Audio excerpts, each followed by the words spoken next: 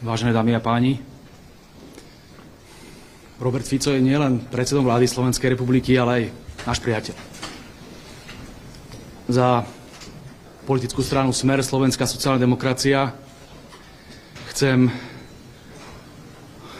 čo najostrejšie odsúdiť, čo sa stalo dneska v Handlovej, ale zároveň vyjadriť ťažké znechutenie nad tým, čo ste tu vy páchali posledné roky. Vy, liberálne médiá, politická opozícia, akú nenávisť ste voči Robertovi Ficovi šírili. Šibenice ste mu stavali.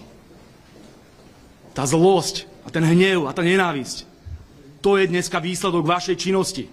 Progresívcov, celej opozície, liberálnych médií. Máme v tom veľa emócií. Robert Fico je štvornásobný premiér. A kvôli vašej nenávisti dneska bojuje o život. Toto je útok na každého Slováka, na každú Slovenku, na každého občana Slovenskej republiky. Roky ste živili strašidelnú nenávisť. Strašidelnú nenávisť. Ja som presvedčený, že tú vinu, ktorú progresívci nesú, tú vinu, ktorú nesú všetky liberálne médiá, nikdy nezmiejú.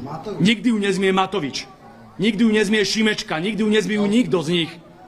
Ešte aj keď som oznámil dnes v parlamente správu o tom, že je postrelený predseda vlády Slovenskej republiky, že stále po nás ulákali. Nemajú kúsok empatie. Kúsok súcitu. Povedzte mi, čo budeme teraz robiť na Slovensku? Ktorý politik ešte pôjde niekam na verejný meeting? Vy ste z nás všetkých spravili terče. Všetci máme rodiny, deti. Všetci sa musíme teraz bať o vlastný život.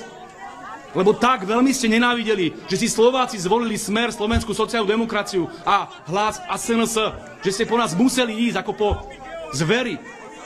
A tu máte ovocie vašej činnosti.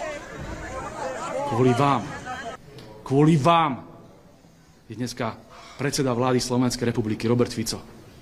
Najvýznamnejší štátnik v novodobej histórii Slovenskej republiky v nemocnici a bojuje o svoj život. Kvôli vám. Želáme Robertovi Ficovi, aby to prežil.